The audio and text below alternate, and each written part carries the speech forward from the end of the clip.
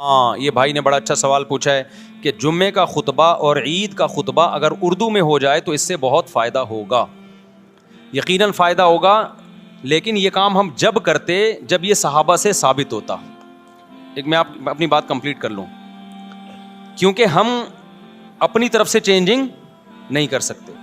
صحابہ کرام جب دنیا میں گئے ہیں نا، تو اجمیوں کا بہت کثرت سے اسلام میں داخلہ شروع ہوا. تو بہت سے اجمی فارسی بولنے والے، دوسری زبانیں بولنے والے صحابہ کے شاگرد بنے، لیکن انہوں نے اپنے اپنے علاقوں میں عام واعظ و نصیحت تو اپنی زبانوں میں کی، لیکن عید کا اور جمعے کا خطبہ ان سب نے اجمی ہونے کے باوجود عربی میں دیا ہے. اس پر امت صدیوں سے متواتر اور امت گمراہی پہ جمع نہیں ہو سکتی. اب جا کے بعض اسکالرز نے یہ کہنا شروع کر دیا ہے کہ خطبہ اپنی زبان میں ہونا چاہیے. تو یہ 15ویں صدی میں یہ کام شروع ہوا ہے. 1400 سال میں مسلمانوں نے یہ کام نہیں کیا. سمجھ رہے ہو بات کو؟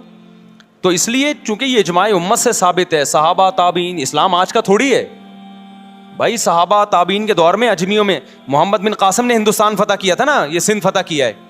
یہ یہاں لوگ عربی تھوڑی بولتے تھے، لیکن اس دور میں بھی یہاں جو خطبے ہوئے ہیں کسی ایک روایت میں نہیں ملتا کہ یہاں کی مقامی زبان میں ہوئے ہوں. اور اس کی اب قرآن سے دلیل یہ ہے کہ فسعوا الی ذکر اللہ. اللہ نے کہا کہ جب جمعے کی اذان ہو جائے اللہ کے ذکر کی طرف دوڑو. تو اس میں خطبہ بھی داخل ہے. تو خطبے کو بھی اللہ نے اپنا ذکر قرار دیا. اور جو ذکر اللہ ہے وہ عربی میں ہوتا ہے، جیسے ہم تمام تسبیحات. اب دیکھیں اصولی طور پر تو ایسے لوگ بھی ہیں جو یہ کہتے ہیں کہ نماز بھی اردو میں ہونی چاہیے تاکہ سمجھ میں آئے. تو لاجک تو ان کی بھی ہے. ایک صاحب ہیں باقاعدہ پوری نماز اردو میں پڑھتے ہیں. الحمدللہ رب العالمین سورہ فاتحہ کا بجائے کہتے ہیں تمام تعریفیں اللہ کے لیے، تمام جہانوں کا پالنے والا، بڑا مہربان، نہایت رحم کرنے والا. اے اللہ ہم صرف تیری عبادت کرتے ہیں، صرف تجھی سے مدد کرتے ہیں. تو کیا ان کی نماز ہو جائے گی؟ نہیں ہوگی. حالانکہ لاجک تو ان کی بھی، بھائی میں اردو میں پڑھوں گا، مجھے تو اردو میں سمجھ میں آ رہا ہے.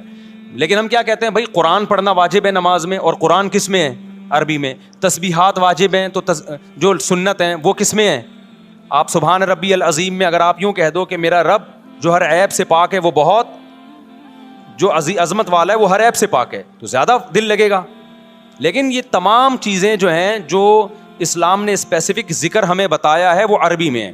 اب آپ کہہ سکتے ہو کہ پھر اسلام نے ایسے کام کا حکم دیا کیوں کہ لوگوں کی سمجھ میں آ نہیں رہا، فائدہ ہو نہیں رہا، اور آپ عربی میں ہی اس کو فوکس کر رہے ہو. اصل میں اسلام نے ایک اور حکمت دیکھی ہے کہ عربی زبان پروموٹ ہو، کیونکہ اسلام کی سرکاری زبان کیا ہے؟ عربی ہے.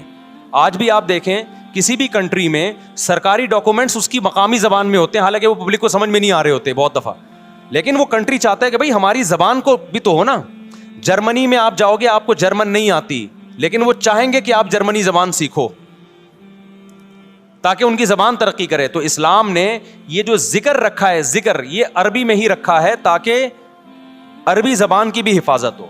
تو اب علماء نے اس کا حل یہ تلاش کیا ہے کہ سنت بھی خراب نہ ہو، جمعے کا خطبہ عربی میں ہو، عید کا خطبہ عربی میں ہو. لیکن چونکہ مسلمانوں کا بہت بڑا مجمع ان دنوں میں آتا ہے تو اردو میں الگ سے واعظ و نصیحت ہو جائے. تو اس طرح سے دونوں مصلحتیں حاصل ہو جاتی ہیں. کیونکہ واعظ و نصیحت کے لیے کوئی خاص دن اسلام میں متعین نہیں ہے، وہ عید سے پہلے بھی ہو سکتا ہے، عید کے بعد بھی ہو سکتا ہے، جمعے سے پہلے بھی ہو سکتا ہے، جمعے کے بعد بھی ہو سکتا ہے. سمجھتے ہو؟ تو اس لیے ہمارے یہاں رواج یہ کہ عام تقریر اردو میں ہوتی ہے، ایک واعظ و نصیحت کی ہے.